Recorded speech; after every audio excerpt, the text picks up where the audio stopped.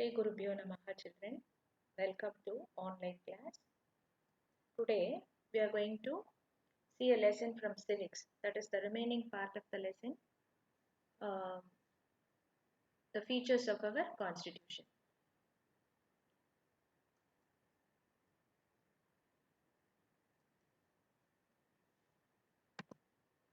So in the last session we have seen about the terms which are used in the preamble of our constitution to describe our country's goals and objectives.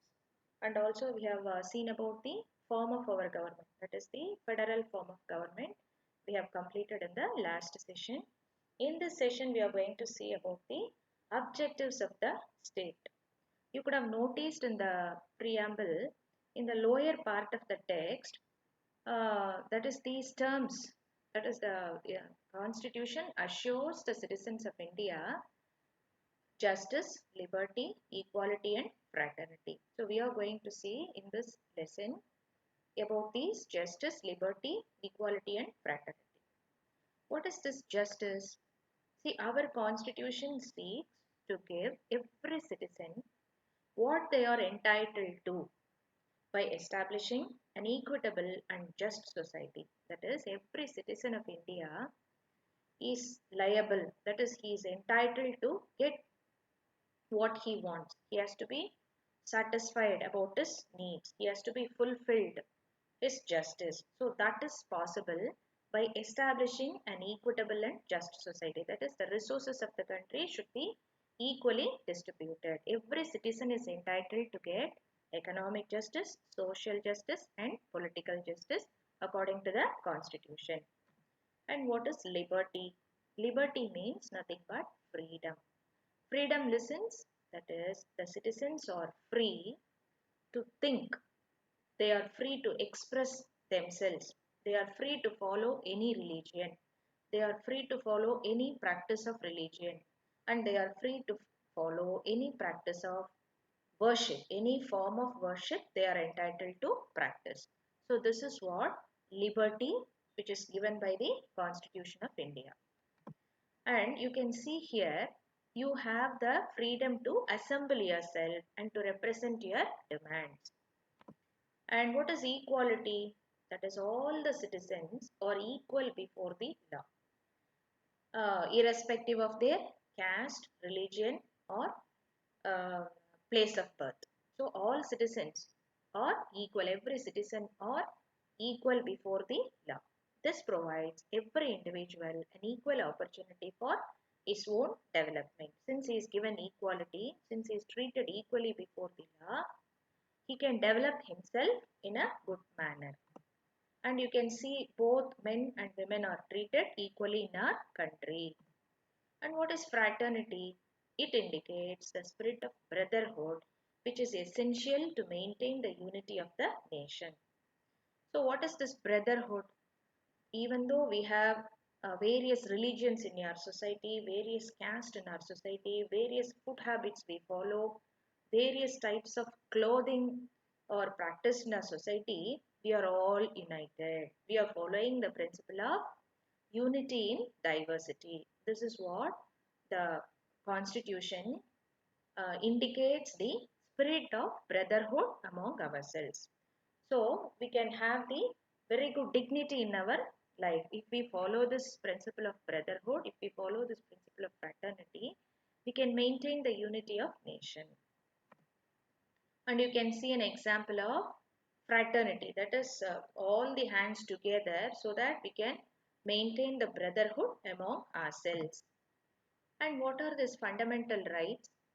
See, there are certain rights provided by the Constitution to ensure a life of dignity, a peaceful life, and a harmony in a society. These fundamental rights are safeguarded by justice, judiciary. What is this judiciary? It is nothing but a system of courts. Suppose if any rights, these fundamental rights are violated, we can approach the court for getting the justice for that. We can solve the disputes. So the courts are there to solve the disputes, to resolve the disputes. And we can get the required justice from the court if our fundamental rights are violated by anybody. And these fundamental rights are outlined in Part 3 of the Constitution. In case any of the rights are violated, the citizens can move the court of law for their protection. The Constitution outlines 7 fundamental rights. We will see about them. First is right to freedom. So we have the freedom of speech and expression. So in during the British rule, we were denied of these freedom, of these rights. Okay, so after the Constitution was framed, we are given this right to freedom, provided the right to freedom should be within the limitations of the Constitution. Because, for example, freedom of speech and expression should not affect or should not hurt anybody's feelings. In such a way, we have to have our freedom of speech and expression. Next one, assemble peacefully without arms. So we can assemble ourselves and demand for our rights. That right is given to us by the Constitution, provided by assembling ourselves, it should not affect the peace of the society. It should not cause any disturbance to the society. In such a way, people have to assemble themselves and demand for their rights. And we are eligible, we have the right to form association and unions. Association is nothing but grouping together, that is gathering the people together and forming some union. So through unions we can demand our rights also. We can apply for anything through unions also. You can see in the factories or in the industries, you can find some unions. That is, people will be grouped among themselves and they will name it as the union. And through the union, instead of going individually, one will represent all the people, and through the union, they can demand their rights and needs. Okay, and you can move freely within the territory of India. That is, you can go anywhere, you can travel anywhere in the country.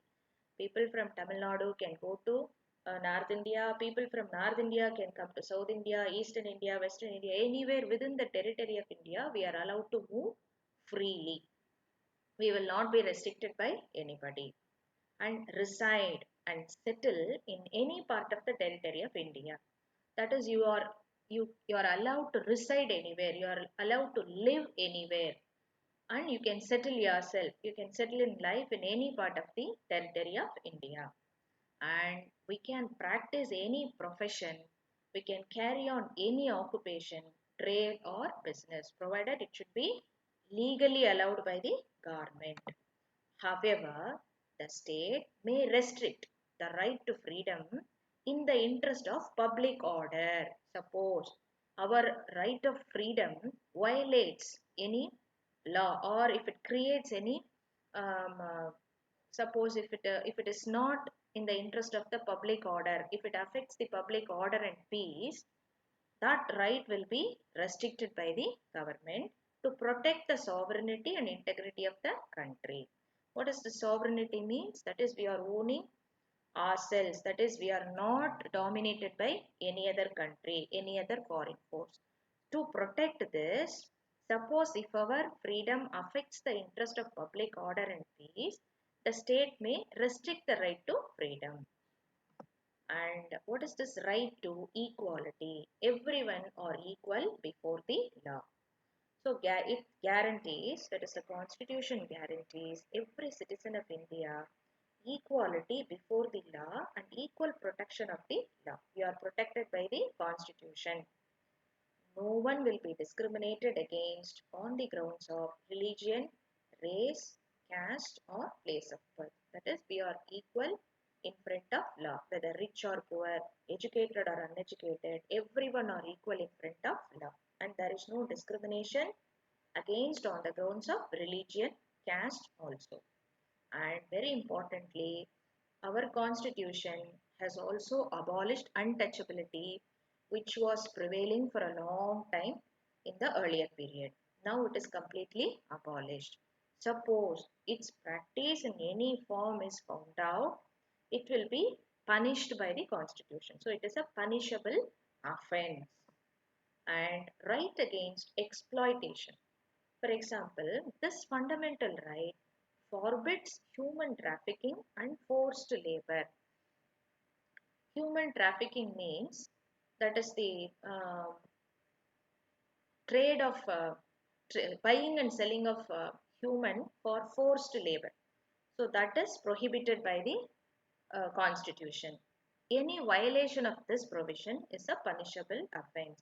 For example, forced child labor. You can take an example of child labor. Actually, if any child is engaged under any work, it is a punishable offense because children they have the right to education. It is violated. This law is violated, isn't it? By engaging the children in some workforce, this law is this right is violated. So it is a punishable offense. It also prohibits the employment of children below 14 years of age in factories, mines, and other dangerous jobs. You can see the children engaged in some kind of work, isn't it? So it should be avoided. It should not be encouraged. Otherwise, it will become a punishable act. And right to freedom of religion. Since we are following the principle of secularism in our country, we have the right to freedom of religion. We can practice any religion in our country. Government will not interfere in any religious practices. All citizens of India shall have the right to freely profess, practice, and propagate any religion. Every religious community shall have the right to establish religious institutions, and any religion can start their own religious institution. It is allowed by our constitution. No religious instruction shall be provided in a state run educational institution. State run educational institution, for example, in the government schools, they should not give any instruction regarding to particular religion. It will not be given in any government school. So all religions will be treated equally. The children belonging to all religion will be studying in a state run educational institution.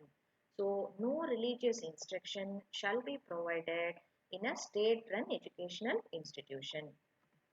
And here we can see people belonging to various communities, various castes are united together. Cultural and educational rights. So we are allowed to follow our own culture. The constitution enables the citizens of India to safeguard their language. So we have various languages in our country, isn't it? So we are protected by the constitution to follow any language and our own culture and script. Under this, the Constitution guarantees linguistic and religious minorities. That is, linguistic religious minorities means people speaking a particular language or people following a particular religion, they are protected. That is, the Constitution guarantees them the right to establish and administer educational institutions of their choice. So, any minority community can start the educational institution on their own. They are allowed to do that in our country. And what is this constitutional remedies? Suppose if the fundamental rights of any citizen is violated by the government on certain cases, we, the citizens of India, can file a lawsuit against the government in the High Court or the Supreme Court. It is allowed in the Constitution. So, the Constitution seeks to protect the citizens of India against the violation of the fundamental rights by the state. So, it guarantees every citizen the right to appeal to the Supreme Court for the enforcement of their fundamental rights. So, Supreme Court can enforce the fundamental rights. The Supreme Court has the power to issue orders for the enforcement of fundamental rights if we go and file a suit against any act which is against the fundamental rights of the citizens. So, right to education. Our country provides free and compulsory education to all the children between 6 and 14 years of age. That is what? To make the children to come to school or to get their education, our government provides a free education, free meals in Tamil Nadu, free books, and free laptop or cycles. You could have heard about this, isn't it? So it aims to provide free and compulsory education to all children between 6 and 14 years of age. And then, so we have completed the rights, fundamental rights. Now, what is the significance of fundamental rights? Why it is very important? Because these fundamental rights protect the liberty, protect our freedom, and it gives safety to all the citizens of the country, and it strengthens the secular spirit of our country, isn't it? We are following the secularism. That means we are, all the religions are equal. There is no discrimination between any religion, and the government also cannot dominate or cannot do favor to a particular religion. That is called as secularism of the country, and this is protected, isn't it? To strengthen the secular spirit of our country and safeguard the interest of minorities and the weaker sections of the society. That is why weaker sections of the society are provide so many privileges by our country. That is, they are given reservation in the colleges and government services and schools, etc. And it lays the foundation for a just and equitable society. That is, the resources of the country are equally distributed among all the citizens of the country, irrespective of their caste, creed, sex, religion. Okay. And then, what are these directive principles of state policy? These principles direct the state to frame policies that ensure welfare, justice, and development in all social, economic, and political areas. So, when framing the laws or policies, the state has to keep in mind these directive principles of state policy. However, unlike the fundamental rights, the directive principles are not enforceable by any court of law. And we have completed the fundamental rights and directive state policies. Now we come to fundamental duties. So as citizens of India, we have certain duties to perform. See, for example, to respect the ideals of the constitution, the national anthem and the national flag. So we should respect the ideals of the constitution, isn't it? We have seen the ideals of the constitution, so we have to give respect, we should honor the national anthem and the national flag, and we should not damage any public property. To defend the country and render national service whenever called upon to do so, because our Indian army is working all the 24 hours to protect our country, isn't it? So throughout their lifetime, they struggle for ourselves in the borders of the country to safeguard our country, isn't it? So to defend the country and render the national service whenever they are called upon to do so, we should be ready. They should be ready. All the citizens should be ready to do our national service whenever we are called upon to do so. And to protect the natural environment, it is very, very important. As citizens of India, we should have the awareness about the natural environment. And as students, you should also create the awareness among the society, among your friends, among your relatives, and you should also try in your best manner to protect the natural environment by not polluting any of the natural environment, that is the air, water, or land. We should not pollute it so that the environment will be in a good condition. And to safeguard the public property, so public property should not be damaged. We have to safeguard it. The heritage of the country, heritage sites of the country should be protected by us. So to safeguard the public property is one among the fundamental duties of the citizens. So we have come to an end, children. So as citizens of India, we should know about the constitution. So we have completed this lesson. We will meet in the next class, children. Thank you.